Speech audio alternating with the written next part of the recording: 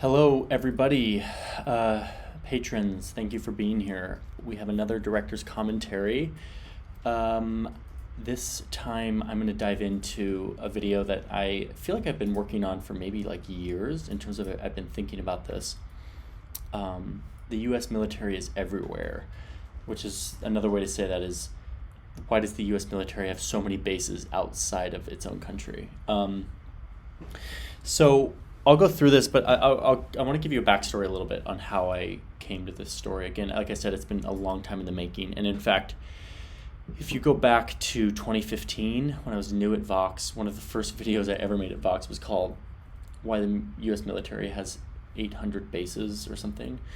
And it's effectively a version of this video, a little bit lighter, not as data driven, but raising a lot of these questions of like, why have we decided that it's worth paying billions of dollars to have a presence around the world?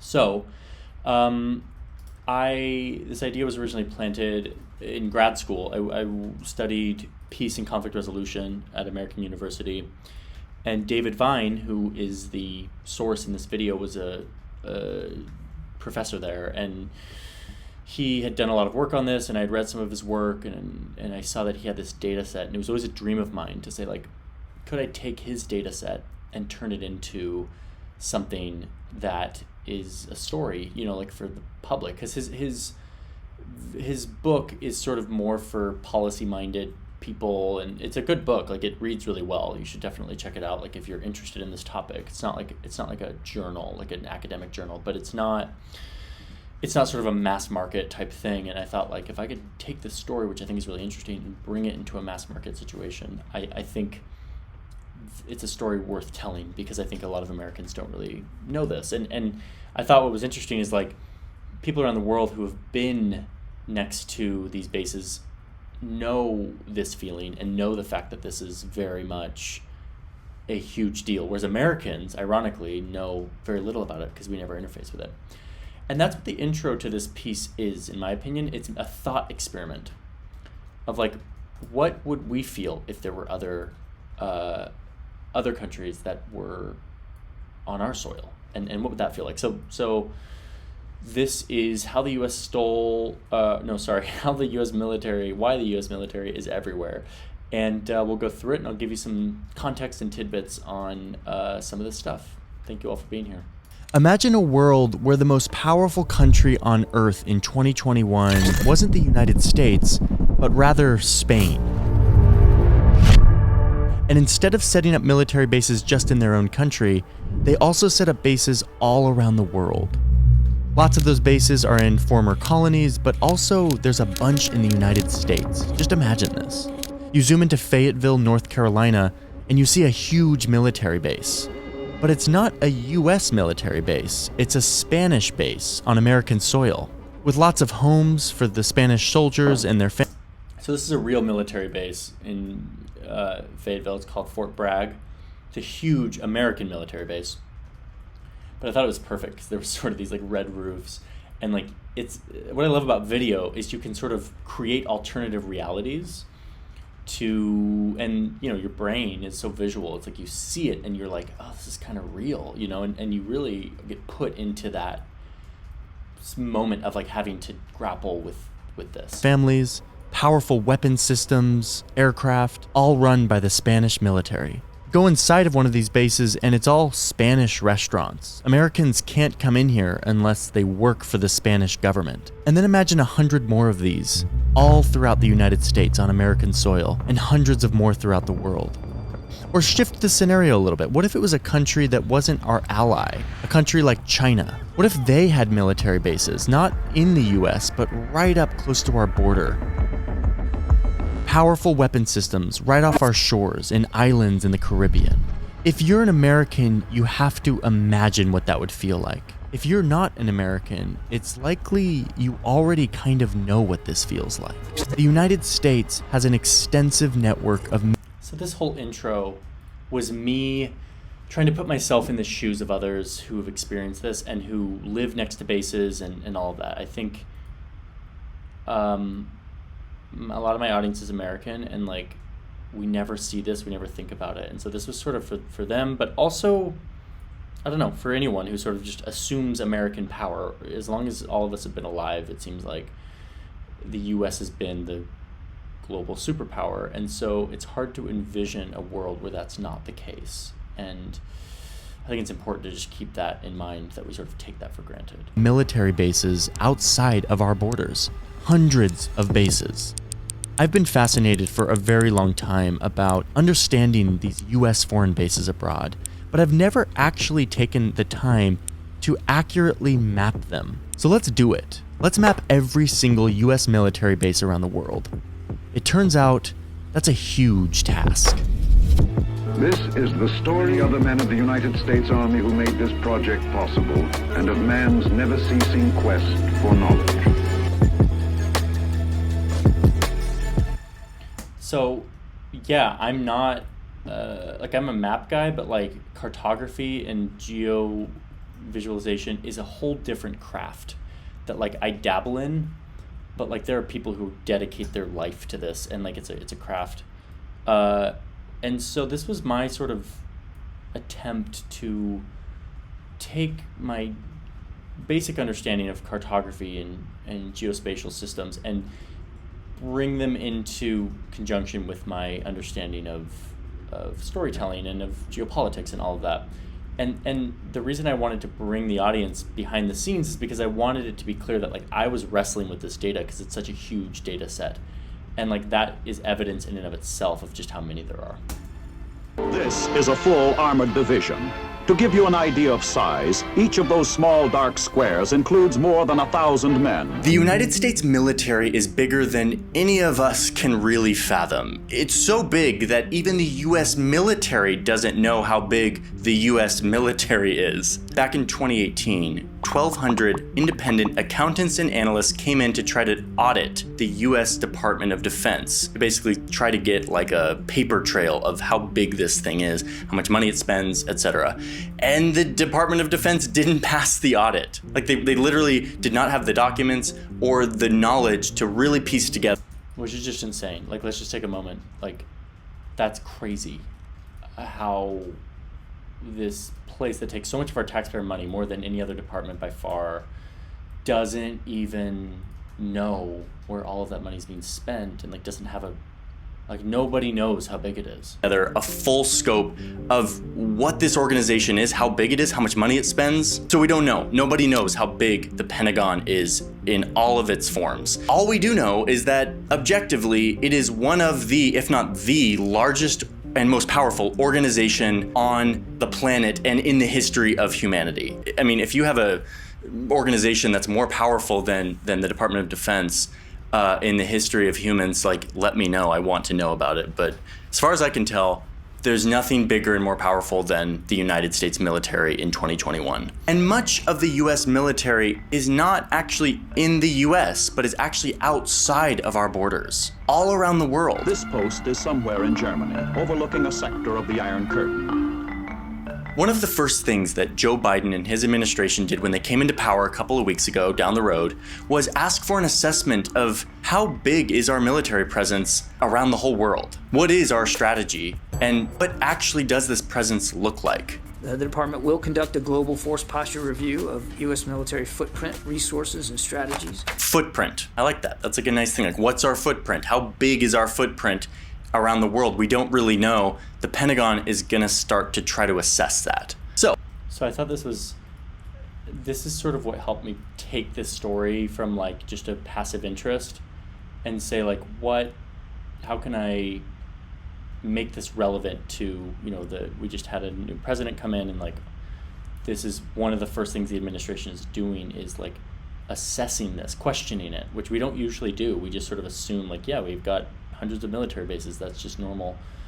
The Biden administration is basically saying, let's check in on this, which I thought was a good time to sort of do a video like this. So let's help the Pentagon out and try to map every single United States base around the entire world. Let's do it.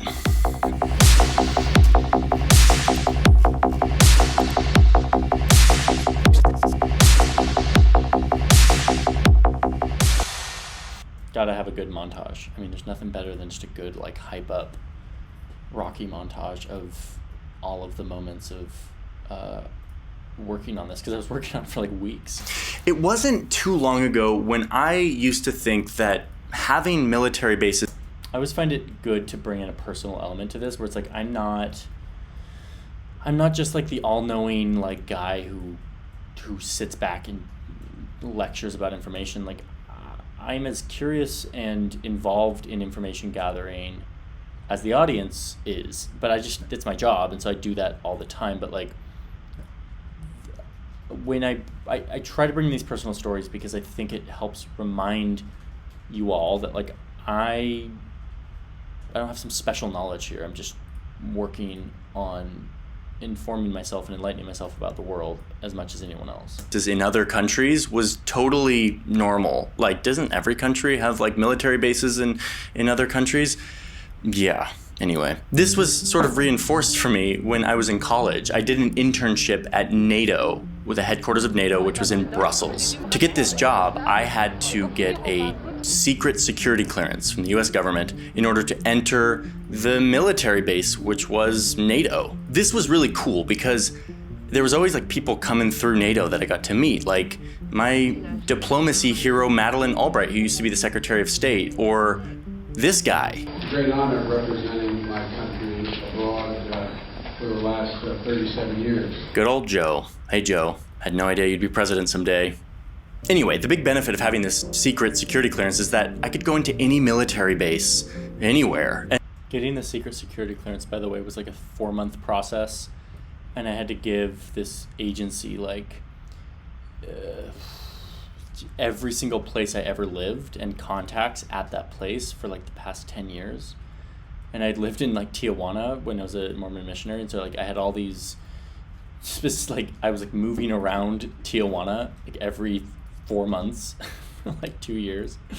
And so it was tricky, but I eventually got cleared, which was really fun. And so on Saturdays, I would drive an hour from Brussels to a little village in the Belgian countryside where a military base had been sort of plopped down in the middle of the Belgian countryside, in between like stone walls and quaint streets and sheep and farming plots. Yeah, it's a little blurry in this map because it's, you know, a military base, and sometimes they blur the satellite imagery. Nothing I can do about it, sorry. And as soon as I entered into the base, went through all the security, and I was in the base, I felt like I had left Belgium and was suddenly entering suburban America. Welcome to the United States. There was a Taco Bell and movie theaters with American movies and all sorts of shops and like yoga studios and like a grocery store that had all of the products that I was very used to, all at the same prices I could get them in the United States, even though they had been flown across the Atlantic and brought to this place, which is a very expensive thing to do. It was a dream for me as a poor college kid living in Brussels and feeling a little bit homesick, to be honest. I hadn't really figured out culture shock at this point, so yeah. I think this story, the reason I wanted to include it is like it sort of summarizes the American point of view, where it's like you just operate in the world so differently because you have a strong passport. Your country sort of is everywhere. And so you just have this certain blindness to how things work because it's you have that benefit. And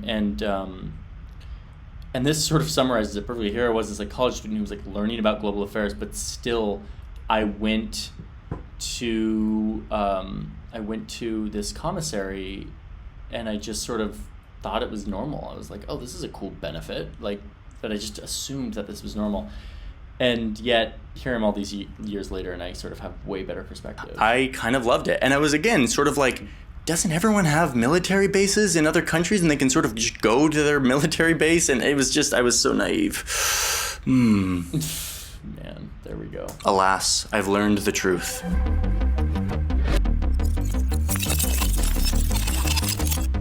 So for those who care to know, I was using a program called QGIS, or QGIS, which is an open source free program for mapping that is sort of a like open source version of ArcGIS, which is the professional mapping software. Anyway, none of it is pretty and easy or user-friendly.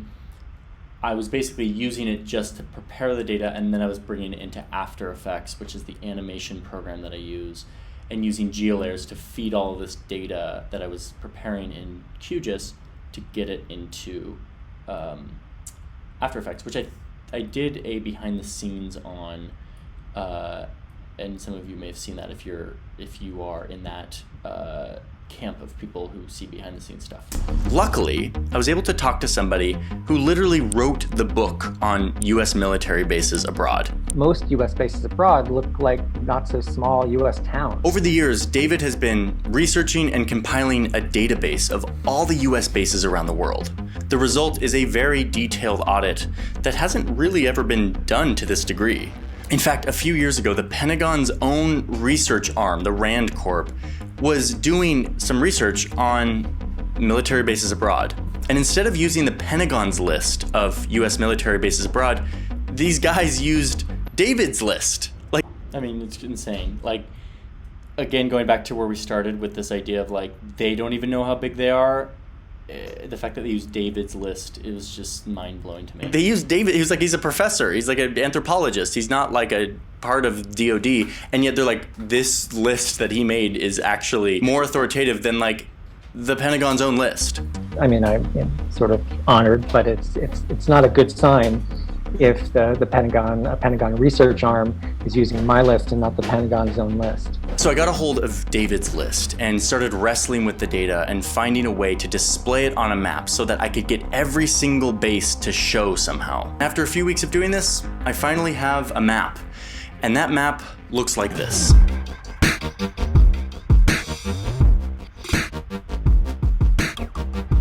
Every dot on this map is a US military base or installation of some sort in a different country.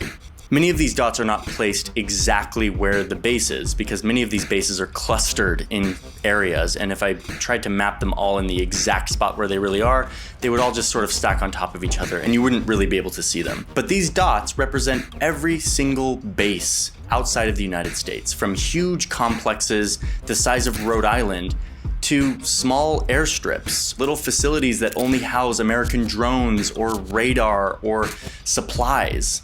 So this is one of the big things I noticed mapping all these bases and then zooming in on them on a satellite was like the flavor that, or like the format that each of these bases takes is so different depending on where it is. You know, these like radar or drone bases are more and more common, and they make a lot more sense for like the modern US military, because like why have a big base when you can just control a drone from like the United States, but it is in Pakistan. This is all of them, and at least all that we know of. And if you look at this map and you see a base that you know of that is not here, or one that is there that doesn't belong there, tell me about it. I want to know, because this is sort of hard information to ascertain. The Pentagon is not very transparent, and neither are host countries about where certain bases are and why they exist. Many of the bases around the world are their existence is due to an agreement between the two countries that is often not open to the public, that is secret. Any errors here are mine and not David's. All in all, the number here is about 750. 750 US military bases, big and small, outside of the United States. By outside of the United States, I'm including US territories that are not equal to the United States, like Guam, Puerto Rico, etc. But in reality, we probably don't know the real number because that data just simply is not transparently available to us. There are a couple major clusters here where the most bases exist. One major one is Germany, and the others are Japan and South Korea. These are basically holdovers from World War II and the subsequent Korean War, when the US, who won the war, came in and occupied these countries in order to set up a new government, write a new constitution, and to help the post-war transfer to a new government. But what's most interesting to me aren't these clusters that came about because of World War II, but instead the far-flung, sort of unexpected or So I'm getting at a point here that I get at in a lot of videos where I say, like, there's sort of the path of least resistance on this research where, like, I could just look at Japan and Germany and focus on like the rational, easy story of World War II and that explanation. But what I find is the most interesting and the least reported is when you go and find obscure sort of pieces of information and evidence that, like, isn't really ever thought about, like just things that sort of fly under the radar because they're not important to anybody. They're not like high stakes, they're not like high profile, they're not like big history. They're sort of just like there, and they'll just be there, and like no one will question them. And if you can find those things and just shine a light on them to shed some curiosity, I think there's a lot of value in that. And I always push myself to do that, because this story could have just been like, because of World War II, you have all these clusters. This next little section is like me trying to push past that. And to do that, I have to spend a lot of time looking at each of these data points and deciding which, feel worthy of sort of looking into. Little known places that the US military has a little footprint. Like all the dots in Africa, which have popped up in recent years as the US has expanded its presence there. These are usually small installations that hold maybe a few soldiers or mainly private citizens who are government contractors.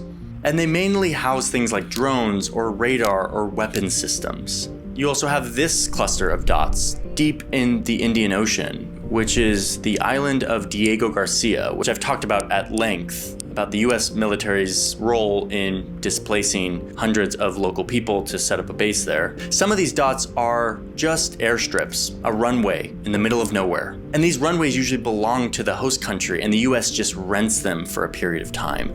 Like this facility in the middle of the desert in Oman. Places like this exist to hold supplies in case a war breaks out. So the US maintains these stockpiles of war supplies all around the globe so that they can strike at any point without having to ramp up a war economy at home. It takes away a lot of the friction from going to war. They've made it easier for the US military to launch offensive wars. The wars in Iraq and Afghanistan were easier to launch because the US has maintained a huge infrastructure of bases. Some of these dots don't represent a place where US soldiers are actually stationed, but instead it represents where money from the Pentagon has gone to influence or build up infrastructure.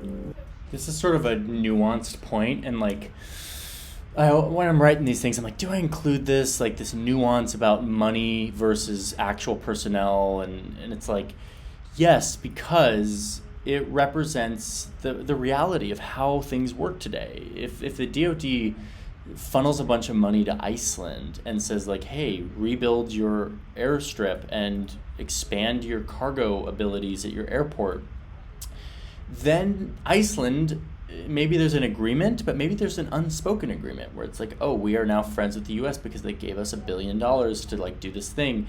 So when they come through and they want to refuel, like, yeah, we'll let them go. This is the same with the Suez Canal. Like the Suez Canal gets, the US gets preferential access from its military gets preferential access because we pay a lot of money to Egypt. So it's like, it's almost like we're paying for all of these countries to like stay on good terms with us. And I think that that's why I end up putting it in, even though it sort of seems like a dull nuance. For example, in Iceland, the US is spending a lot of money, tens of millions of dollars, to upgrade this airport, the airport that we all go through when we're going to Iceland, but doing it for military purposes so that the US can use it, can land there if needed. So next time you land in Iceland on your way to the Blue Lagoon, just know that you're passing by one of these little dots.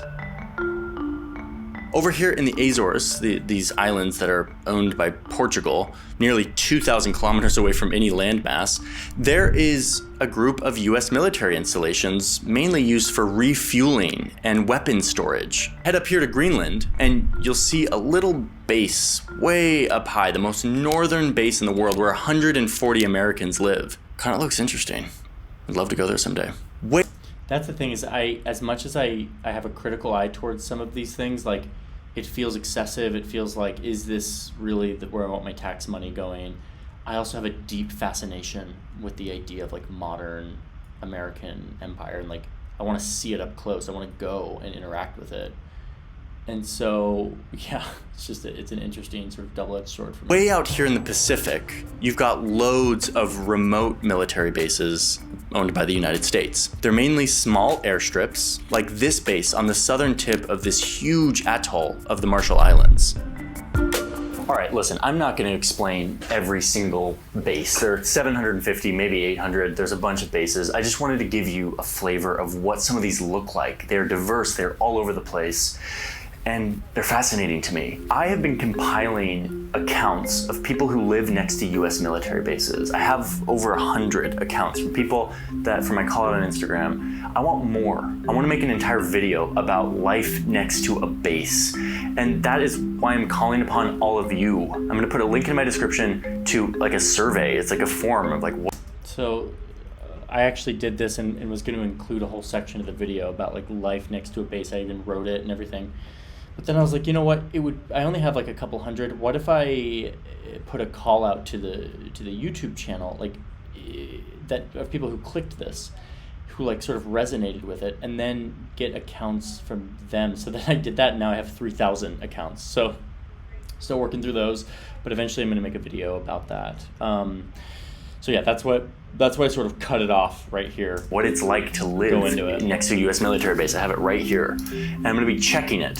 You can fill out this form, and then I will get your response, and I will read through your response, and I will use that to construct an understanding of what life is like next to a US military base. I talked to David a bunch about this too. He's done a bunch of research, done a bunch of interviews, and I want to keep talking about this. So if you don't live next to a military base, I want to hear from you, like, what are your thoughts about this? Whether you're an American or not an American, like, does this seem right? Does this seem like the right choice, the right thing for our tax Sometimes I come money down to be going towards? Sometimes I come down on a side where I feel really strongly. I feel medium strongly about the fact that the U.S. military is too big and probably larger than it needs to be. However, I also feel torn because I also recognize that like our current global peace is this unprecedented thing, and it's really special, and it exists, some theories say, because we have a hegemon, because we have one country that basically has power over everyone, and so like it's able to maintain this peace. That is an interesting theory. It's called the hegemonic stability theory in international affairs.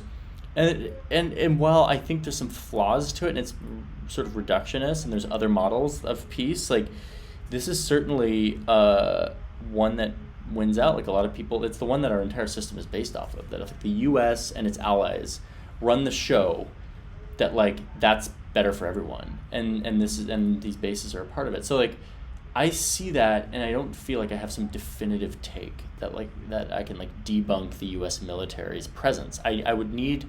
I can criticize aspects of it, but not feel like ready to debunk the whole thing.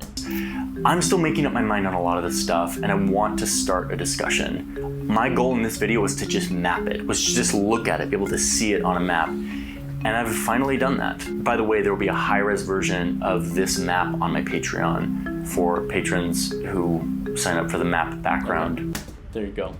Thank you, patrons. So anyway, I hope this was helpful to sort of go through some of my thinking. There are certain videos on my channel where I stumble on something and I'm like, I have thoughts on this. This is wrong. Or like, I have thoughts on this. I'm gonna put together an argument that supports X thesis.